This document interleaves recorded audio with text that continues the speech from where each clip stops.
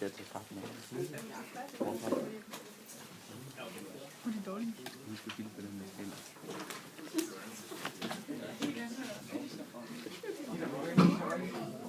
Altså, jeg kan jo ikke. Klar? Vi er klar.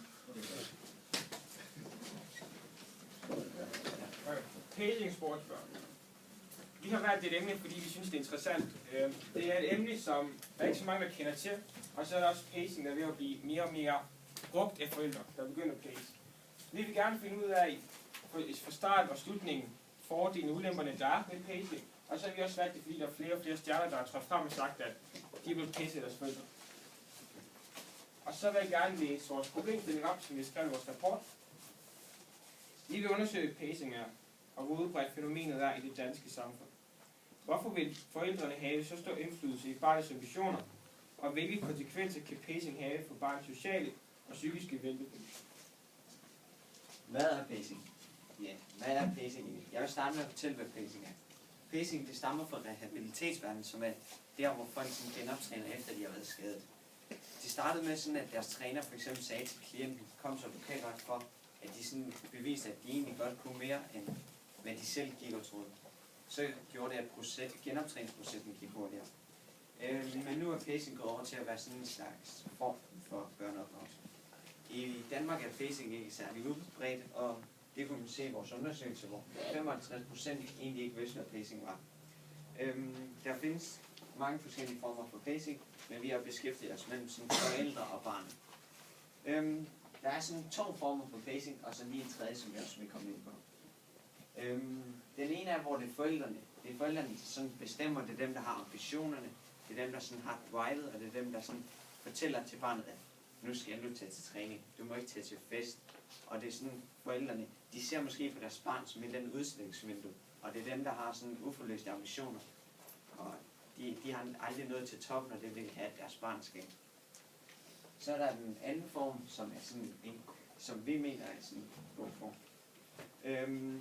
Det er sådan, der er et godt bånd mellem barn og forældre. De deler deres ambitioner, de har tillid til hinanden, de stoler på hinanden, de ved, at det de gør for hinanden, det er det bedste. Og sådan et forhold, det kan man se på Kevin og Jan Magnussen. Kevin han er nået til toppen nu og kører Formel 1. Sådan, forældrene vil nok sige til deres barn, hvis du ikke træner i dag, min søn, så når du ikke toppen, og så er der en anden, der træner et andet sted i verden, og han bliver bedre end mig. Den tredje form, eller det er så barnet, det er barnet, der ønsker at blive pacet, men forældrene har aldrig sådan taget sig sammen, eller har ikke haft tid til at pace deres barn. Barnet har måske sådan selv den målrettighed, og den sådan helt store, eller de har måske ambitioner, men de, er ikke så helt, de ved ikke, hvordan de skal nå til top, så de har måske en helt vildt stor lyst til at spille fodbold og sådan, men de mangler lige, at forældrene for eksempel siger, at i den her weekend, der skal du ikke tage til fest, fordi du skal træne, og det mangler barnet lige at få det sidste for, at det kan nå til toppen. Ja, forældreindflydelse. Forældrene er helt klart dem, der har det største indflydelse, når man snakker pacing. Hvad er så grund til, at forældrene har så stor indflydelse i børnenes ambitioner? Det kan der være flere grunde til, men den største grund er helt sikkert, at forældrene selv har haft nogle uforløste ambitioner. I denne situation kan man tage udgangspunkt i de 15 bedste kvindelige russiske tennisspillere, og deres forældre har stort set alle sammen en mislykket sportskab bag sig. Hvad er det så, der gør, at disse forældre er så interesserede i, at børnene skal blive kæmpe sportsstjerner? Det kan selvfølgelig være forskellige grunde til fra person til person, men mange undersøgelser har dog vist, at der er en bestemt grund, der vægter højst. Det er, at forældrene oplever deres egen drøm gennem børnene. Groft sagt kan man sige, at børnene er deres redskaber, som forældrene bruger til at opnå nogle mål. Børnene bliver påvirket lige fra de helt små til at vælge den sportsgren, som forældrene gerne vil have. For eksempel hvis det er tennis, så bliver de allerede egentlig 1 år gamle taget med på tilskuerpladser, når de efterfølgende år begynder de selv til tennis, og det er selvfølgelig med forældre som træner. De vender sig på den måde til tennis, og har aldrig prøvet andre ting, og derfor er de så påvirket, at de også går tennisvejen. Denne form for pacing er rigtig effektiv, når man tænker på de sportslige resultater. Og det er helt klart den måde, at flere stjerner kommer til toppen på inden for pacing. Effektiviteten skyldes, at forældrene har ved al deres tid og kræfter i det projektet, og de har nemlig et drive og en sult for at komme til toppen, fordi de aldrig selv har oplevet toppen af elitesport, som de gerne ville i deres egen karriere. Ikke mere. Tillid og ærlighed. Forholdet mellem forældre og Og børn er altafgørende for, at der kommer noget positivt ud af pacing. Det vigtigste element er tillid og ærlighed. Og det skal fungere for, at pacing bliver godt. Børnene skal have tillid til det, for forældrene fortæller dem, at det er rigtigt. Og de skal forstå, hvorfor forældrene er så hårde ved dem, og at al træning er det hele værd. Børnene skal kunne tåle, at forældrene er ærlige omkring deres præstationer. De udvikler sig nemlig aldrig, hvis de ikke udvikler deres svagheder. I forholdet må man lægge familiedelen lidt på afstand, ellers kan det hurtigt blive alt for følelsesmæssigt. Det kan også påvirke træning og konkurrence i en negativ retning, og det kan samtidig også skade familieforholdet. Hvordan ser danskerne egentlig på pacing? I Danmark bliver pacing helt klart set som noget negativt. Det viser også en undersøgelse, som vi har foretaget, hvor næsten alle svarede, at pacing var en negativ ting. Folk ser generelt ned på den, der pacer deres børn, og mange mener, at det er en forfærdelig ting. Det er klart, at medierne tit får eksperter som børnepsykologer ind og fortæller deres holdning til det. Det er sjældent, vi hører om de positive ting i pacing, som vi fx har fortalt om vores fremlæggelse. Og danskere vil ikke acceptere pacing, fordi de har hørt en masse dårlige eksempler, som for eksempel, når der kommer børnepsykologer ind. Og det er nærmest blevet et ord, man er lidt bange for, og det er i hvert fald ikke et ord, man selv vil bruge om den måde, man opdrager sin egen børn på. Og konsekvenserne kan være, at barnet bliver skadet fysisk, psykisk, eller at de går ned med stress. De fysiske skader kan være, at barnet måske ikke får lært de samme sociale evner, som almindelige børn får. Det kan fx være, at forældrene forbyder dem at kunne være sammen med vennerne, få nye venner, endda til byen med deres venner, eller få kærester. De fysiske skader kan være, at barnet bliver udsat for hård træning, og det vil altid flere gange om dagen. Og det kan ske op til flere gange og mange uger og måneder. Og et eksempel, det er André Agassi, en meget kendt tennisspiller. Han allerede som 1-årig sætter hans far ham op på en tennisbane, hvor den anden ende af banen var der et tennismaskine, som fyrede bolde af. Han fik ud, at han skulle ramme 2.500 bolde hver dag. I hvor mange år, det ved vi ikke, men det svarer til cirka en slå til 912.000 bolde om året. Og det er pænt sygt. Han udtaler så også selv bagefter, at han havde tennis. Han ville absolut ikke gå til det, men han blev tvunget til det af sin far. Stress. Vi har interviewet Jordan Slutnik, som har udtalt, at antallet stressede børn er steget voldsomt de seneste par år. Han mener, at vi har for store krav til de unge. Det er, at de forventer, at de kan konkurrere med Kina, Rusland, Frankrig i alle mulige sportsgrene som fodbold, tennis, golf, hvad det ikke skulle være. Vi vil så fremvise vores første produkt, som er et lille skuespil.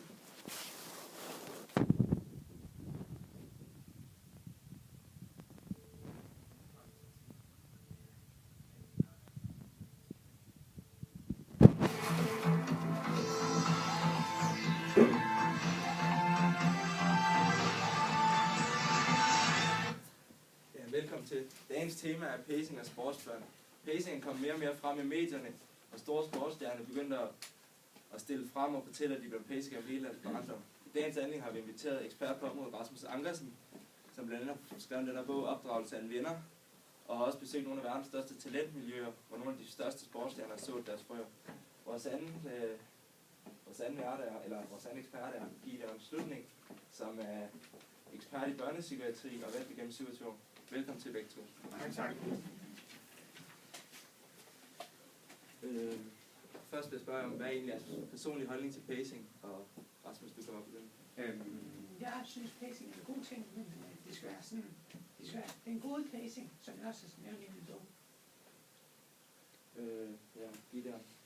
Altså, jeg synes, det er dårligt. Men sætter børn under pres og forventer, at de bliver modne i en rigtig tidlig alder, det er bare forkert. Rasmus Ankersen, du nævner, at der kan være gode pacing, men når du så hører Gideon fortælle om, at mennesker, der får stress, og at det kan påvirke dem senere i livet, kan du så ikke lige forklare os, hvor denne grænse mellem god og dårlig pacing befinder sig? Altså, det går for lige at fortælle om de gode forhold først. Det gode forhold er, når barnet og forældrene deler ambitionerne, de har tillid til hinanden, og de ved, at alt det, de gør, det for at hjælpe hinanden. Grænsen går så der, hvor det bliver forældrene, der har de største ambitioner, det er forældrene, der har drivet, og det er dem, der bliver nået til tops. Og så mener jeg heller ikke, at det er godt, fordi det kan skade barnet mere, end det kan gøre gavn. Men jeg har jo været mange steder omkring i store talenter, men jeg har været ude og for eksempel besøge Kalsakis far, og han var en varm og kærlig far. Han vidste, at hvis han hjælper sit barn, så kan han nå til tops, og han kan blive den bedste. De ved, at barnet har lyst til at blive den bedste, og hvis de ikke hjælper dem, så kan de måske nå det. Gideon Slutnik. Er pacing ikke okay, når du hører Rasmus Ankersen fortælle om, alle de her varme forældre, der faktisk kun vil det bedste for deres børn? Jamen, altså de fleste forældre, der vælger at pace deres børn, er som sagt varme og kærlige forældre, som kun vil det bedste for deres børn. Så jeg tror ikke, man kan sige, at om det gør en forskel, fordi børnene skal stadig igennem de samme forhold. De bliver stressede, de skal igennem de samme hårde træninger, og så kommer forventningerne og kravene. Men jeg har lige et spørgsmål til det. Ja. Er det ikke lidt værd, hvis det for eksempel er barnet, de ønsker at spille fodbold, for eksempel hvis vi tager udgangspunkt i fodbold, og blive professionel fodboldspiller, og så om 10-20 år, så lever de deres drømmeliv, de lever for det, de har haft lyst til igennem hele deres liv, og de lever helt perfekt, for eksempel. Ja, men det går da også an på, hvilken alder det er. Hvis det er lad os sige, en alder af 10 år, så skal forældrene være klar og forklare dem i selve forløbet, altså det overpres, de kommer ikke til at være sammen med vennerne, og jeg mener stadigvæk, hvis barnet stadigvæk gerne vil det, så er det stadigvæk lidt forkert. Så skal man gøre det på den hårde måde selv og gøre det. Men jeg tror måske, at det sværeste er måske, hvis for barnet at sige fra, hvis de føler, at de bliver presset. Til sidst har vi lige tid til nogle spørgsmål fra publikum, hvis der er nogen, der gerne vil. Eller har noget at spørge de to eksperter om?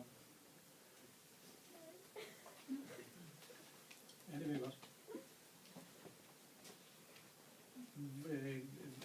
Du er jo ekspert på området. Hvilke lande er så forrest i forhold til det her med pacing? Nu har du været rundt omkring og kigge. Hvilke lande har du oplevet, at begrebet er højst? Altså jeg har for eksempel været i England, men Amtad Sejl, han er så fra Italien. Og jeg tror måske, det for eksempel hvis man måske det, hvor de ikke har sådan, hvor de måske er lidt fattige og sådan, fordi hvis de ser, at deres barn måske har et talent, så ved de, at hvis der er jo mange millioner i det barn, hvis jeg kan få ham til tops og sådan noget, ja. Så er der måske ekstra motivation. For eksempel Kalsakis far, han var fattig, han flygtede fra land til land, inden han så nåede til England og til Southampton, og han kom til lokale bokseklub der. Ja. Spørgsmål til psykologen også. Ja. Altså man siger, at den her pacing af børn i løbet af 20-25 år, det vil godt påvirke mikrorummet i den mikrofobiske del af hjernen. Den vil blive mindre, som årene går. Er det noget, du har forsket i? Altså ja, det har jeg.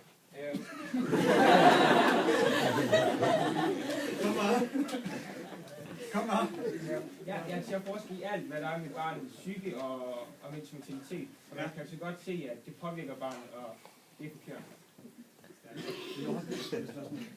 Desværre har vi ikke mere tid tilbage i denne udgave af Temafredag. Rasmus Andersen og Gideon Slutning, tak fordi I ville dele jeres viden her. Det var en stor fornøjelse.